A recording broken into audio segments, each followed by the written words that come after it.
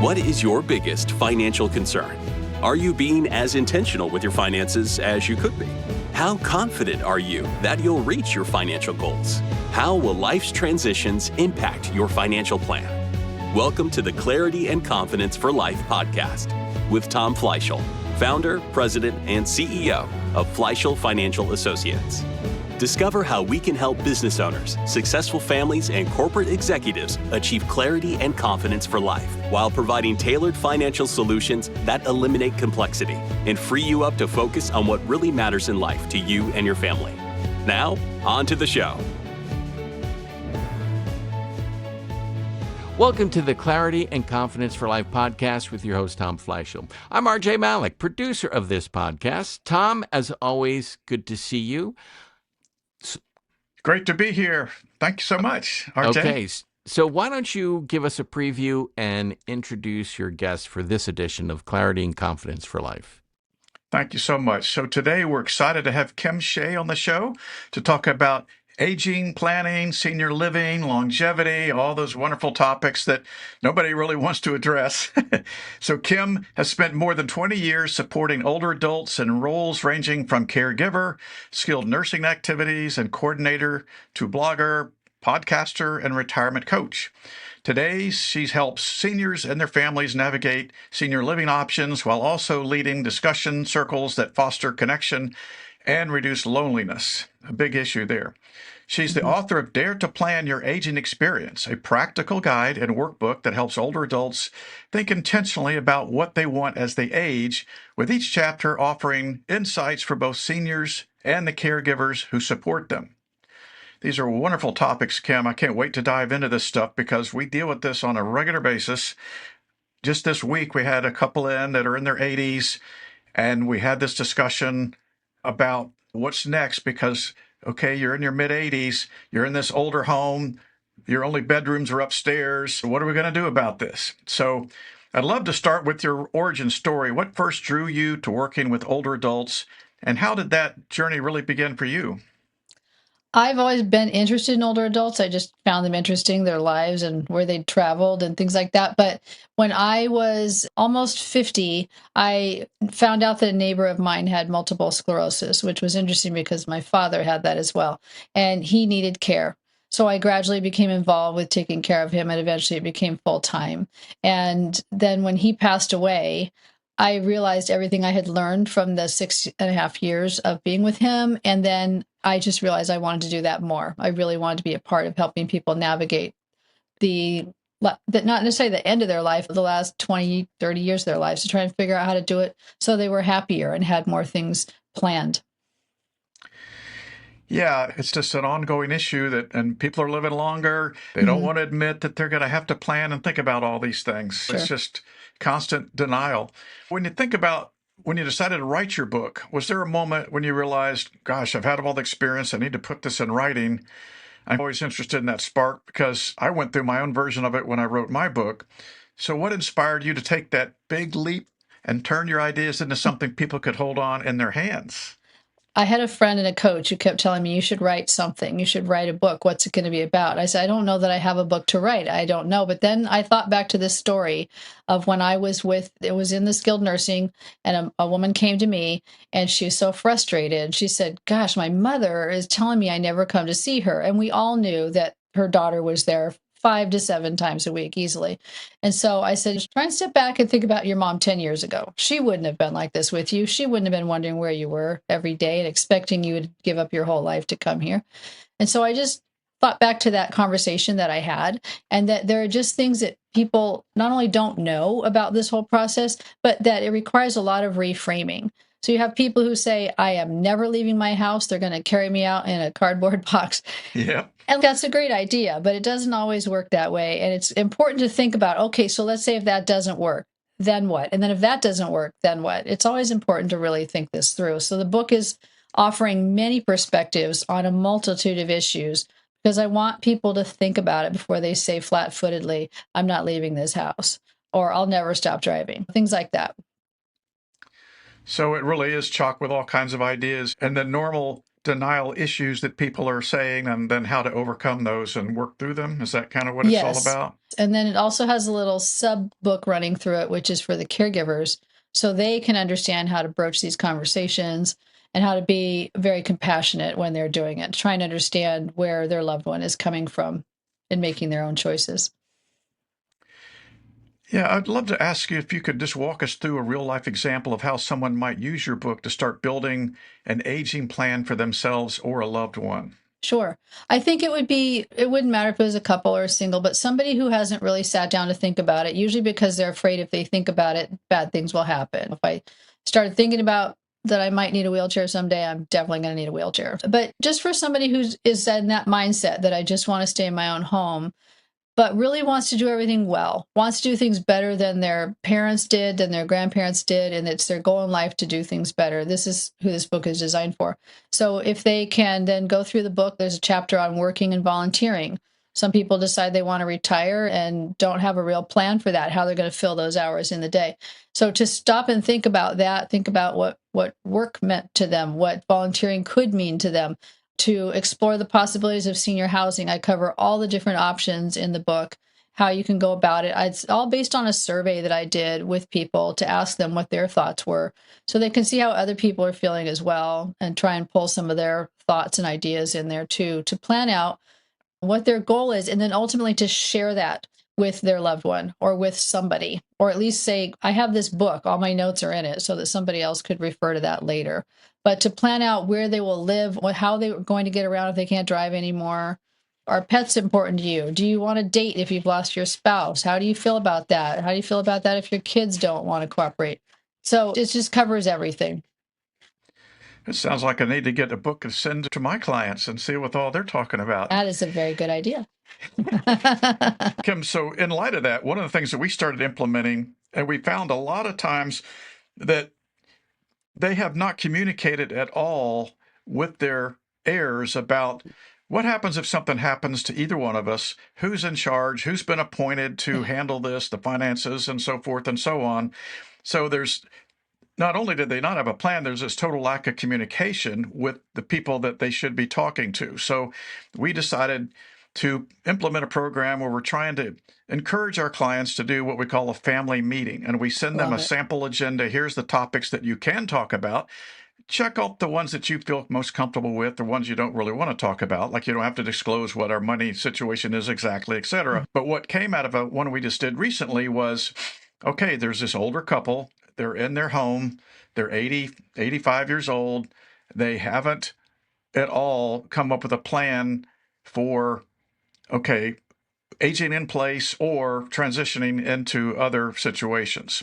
So what happened was the older three adult heirs started coming up with, okay, Dad, Mom, it's time for us to face reality. What can we do to help you, and how can we encourage this to happen? So Nice. what I was really encouraged about was all this communication. We documented everything in an AI format, sent everybody a copy of all the conversation. And we did talk about selling the home and what that could look like financially and everything else. So anyway, that's one of the tools that we've been using to really help facilitate the reality check on how people can move forward and be intentional about that.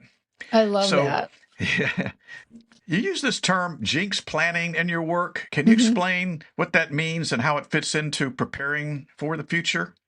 It's just that a lot of people think if they plan for something, it will then trigger that event. So if you ask someone, would you like to record your life story? Like, this means I'm at the end of my life, so then I'm going to die sooner. Or if I start going and making remodels in the house, like making my doorways wider so that I could get in here with a wheelchair if I needed to, I'm for sure going to need a wheelchair at that point. They just worry that if they think about it, something will happen. And it's interesting because if you ask people, like, so what are you going to do on your next vacation? And have you thought about what if it rains? Oh, if it rains, we're going to go into this museum and spend the day there and then go take a tour of this other museum. They think about it. They don't think that's going to ruin their vacation. But for aging, it just makes people nervous and they're worried that they'll cause an event to happen. I know exactly what you're talking about because my father-in-law, my wife's father, didn't draw up a will because he thought if he drew up a will, he'd die. Yes, it's really common. It So really is. I'm sure you see it all the he time. did die intestate without a will, and it was a nightmare. And so we preach to all of our clients, don't do that. Don't do that to your family. Yeah, it's just messy that way. Yeah. So you talk a lot about staying engaged later in life. So why do you feel it's so important for people to volunteer or continue working after retirement? One, for boredom. I remember walking through a YMCA one time with my little children, and there was a group of probably middle-aged adults standing around talking about something. And one of them just said, "Oh my God, I am so bored every day after I leave this class. I have nothing to do." And I just thought that was really sad. So you shouldn't be bored all day when you're retired. I know a lot of people are so exhausted from their job, they just think, I don't care. I just want to not have to set an alarm clock. But work has a lot of really wonderful values for you. It makes you get out of bed every day. It makes you need to be someplace on time and dressed up. It allows you to share your expertise that you have accumulated over a lifetime. And it allows you some social interaction. So those things have value. And when you throw all that away, then all of a sudden it's just you in your house trying to fill your time. And if you have a reason to be somewhere, and it shouldn't be something that you've hated your whole life, if you have an option, find something that really moves you and go after it and don't settle. You shouldn't take a volunteer job that you just really despise. It should be something that gets you energized every day and that you get something back from it. And you will just be more excited about still being alive, because what happens is if you are unhappy all the time and you are depressed, it causes inflammation in your body, which can lead to illness and ultimately to dementia or death. It's not a good scene. It's best to go out there, and you can see examples everywhere. You can go on YouTube, you can go online, on Instagram. You'll find older adults who are really living a great life out there, and that should be your inspiration. That's awesome. And everybody doesn't want to think about retirement communities or nursing homes, but they can spark a lot of opinions. What's your perspective on those and the role that they play in aging well? The value of a retirement community is that, first of all, you're not alone anymore. There are people there. There's probably one or two people that you will really enjoy and other people who you will enjoy well enough. The staff there becomes family at some point. They become family to the rest of your family. You will know everybody. Your kids will know everybody. It's really a neat environment, creates a nice environment for everybody. You get help with food. You don't have to cook anymore. You don't have to deal with repairs to your home. There's air conditioning and heating, and you don't have to pay for it. It's all part of your rent. And there's things going on. There's always something going on. And if there's something that you want that's not there, most places are very open to you suggesting something, but it just allows you to have a new neighborhood. It's better than staying at home in your own house by yourself. That's really sad when you see that one person passes in the relationship and you just have one person spending hours and hours a day. And I've talked to people about it. You will be lonely after this. There's a good chance you'll be lonely. And a lot of people will say, I'm not lonely, but that's because they still have their spouse there. But when the spouse is gone, hours are long. Hours are long when you're by yourself. I mentioned our book, Clarity and Confidence for Life, Living Your Financial Life by Design, Not by Default. I talk a lot about intentional and proactive strategies with not just money, but in so many other areas. And I want to go back to that example I was talking about where the couple is, suppose people are in denial about the steps they need to take to have a plan. What are some practical ways for those folks to face reality and get on board with a plan? There's a couple ways, like you mentioned, that you bring in the family to talk about it. Have a conversation. You can brainstorm together. There may be things that one person has thought of or a suggestion, or sometimes people will not realize maybe that their children want to be involved in the process or that their children would like them to live nearby or with them, or there's just things that come up in the discussions that are really valuable. I offer a workbook. I'm sure there's other workbooks available to you as well, where you can sit down and just think about things, start ticking off the boxes, because there are usually things you have not thought of. But those things are helpful to talk to other people or to consult with a workbook or a person who can help you make those decisions and get them in order. You'll just feel so much better when it's in order. Absolutely. Peace of mind. I have a strategy. I have a plan. Yeah, Fail to plan to fail, right? absolutely. Yeah, just roll the dice. Yeah. So many of our listeners have heard the phrase sandwich generation. Not everyone knows what that means. How would you define it? Sandwich generation is you are the caregiver and you are taking care of the generation below you and the generation above you or adjacent to you. So you could be taking care of your spouse along with your children or grandchildren. And you're in the middle of all of it, trying to navigate it all, and very different needs at the same time. Yeah, so you talk about that in your book, not just focusing on older adults, but also on highlighting caregivers. What made you feel it was important to include their experiences as well? The caregivers are an integral part of this whole thing. Chances are you're not going to get to the end of your life without having a caregiver. They just come into play unless you pass early, God forbid. But you'll have somebody who's taking care of you. It doesn't mean it has to be somebody coming in from an agency in scrubs. It could be your own spouse or one of your kids who's taking care of you. But it's really hard to know how to do that and how to do it well. So I'm trying to help people understand how to be better caregivers. And because it's hard, and a lot of times a person becomes caregiver by default. This is the child who lives the closest. This is the child who has no job or no kids. And so that might not be they're any good at it. It's just that this is now their job. And so I'm trying to give them pointers on how to be better at what they do. So, for example, if we want to have the conversation about it's time to stop driving, you don't just go in there and go, sorry, you're done. Take the keys away. You've scratched the car a few too many times, you're going to kill somebody. You have to really think about, what does driving really mean to a person? It's everything. And when you take those keys away, there's a panic. How am I going to get any place? How am I going to get to the doctor? How am I going to get to the senior center? How am I going to get to my tennis match? Whatever. It's a big deal. And so I'm just asking caregivers to have multiple perspectives, just like the older adult who's doing planning for themselves. There's all other perspectives to consider, so you can come at it with a little bit more compassion. What would you say to someone, and we hear this all the time from clients, I'm not too worried about it. My son, Johnny, will take care of me, or Susie will handle things when I get older. What do you say to people when they give that excuse? I would say that that very well could be possible, and I hope you've talked to them about it and made sure you're all on the same page with that. But things happen too. Maybe something happens to Johnny where he's not able to take care of you anymore. Then what? Or maybe he goes through a divorce and all of a sudden his life is all in upheaval, and now he's not sure how that's going to look either. It's just important to have more backup plans. I think, Kimberly, lastly, one of the things I wanted to ask, we've had several clients, or a few, that have been victims of scammers. I know you've spent so many years working closely with older adults, and you've seen firsthand how vulnerable they can be to different kinds of scams. So in your experience, what are some of the scams do you see showing up most often as you've had some experience in that? I think one of the worst ones is the romance scams. Somebody loses a partner and somehow somebody out in the ether finds out about them, and then they start wooing them, and their heart is broken. They've lost their partner and they're so devastated. And here's somebody who's making them feel good again. And yes, they just need a little money to get the car fixed up so they can come visit, or they need a little money to get a plane ticket, and it just adds up. And I have seen it firsthand, and it is absolutely devastating when they figure out that they've been scammed. First, because they lost some money. Second, because they can't believe they were so foolish. Third, because they've lost what they thought was a legitimate partner and a future and something to heal their broken heart. It's just horrible. That one is probably the worst. Losing money to someone asking you to buy the gift cards so that they can unlock your computer, whatever. Those are embarrassing too. But I know people who've lost huge sums of money to scams, and they're really embarrassed about it.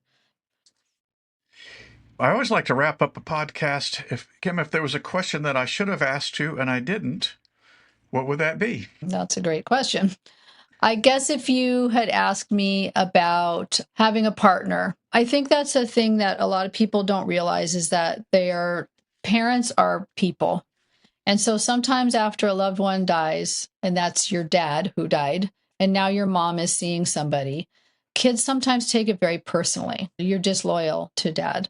And that's not what it is. It's that a lot of people just, they're hurting so badly and they want the pain to stop. And then here's somebody who's nice and is not a scammer and is taking good care of them. It's hard to integrate. It's also, parents have to understand it doesn't work the same way for you as it does for your kids when they bring home a new partner. It's just a double standard. But I'd like to ask for kids to be compassionate about that too. Their parents don't want to spend their time alone. They want a partner just like everybody else does, or at least a very good best friend. Awesome. Very helpful. Thank you. That's a very interesting and perspective that a lot of people, and I've had clients that same situation. Oh, no, why are you seeing this person? We don't want you to do that. I get it. Yeah, it's hard. Yeah. So thank you so much, Kim. This has been amazing. I can't wait to get this out to our listeners.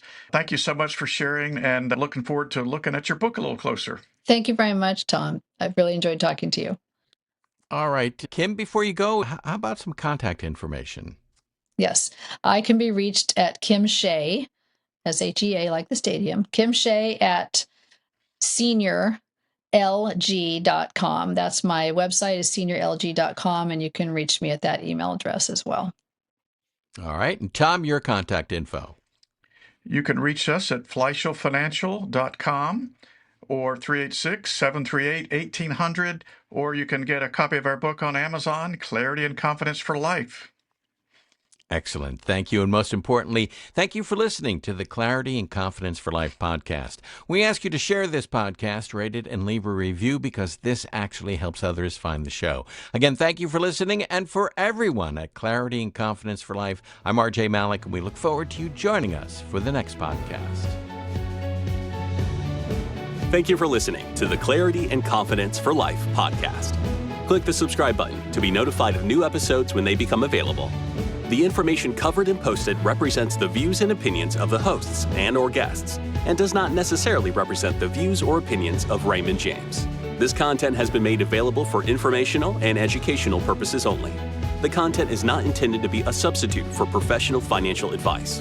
Always seek the advice of your financial advisor or other qualified financial service providers with any questions you may have regarding your individual situation. Securities are offered through Raymond James Financial Services Incorporated, member FINRA, and SIPC. Investment advisory services offered through Raymond James Financial Services Advisors Incorporated.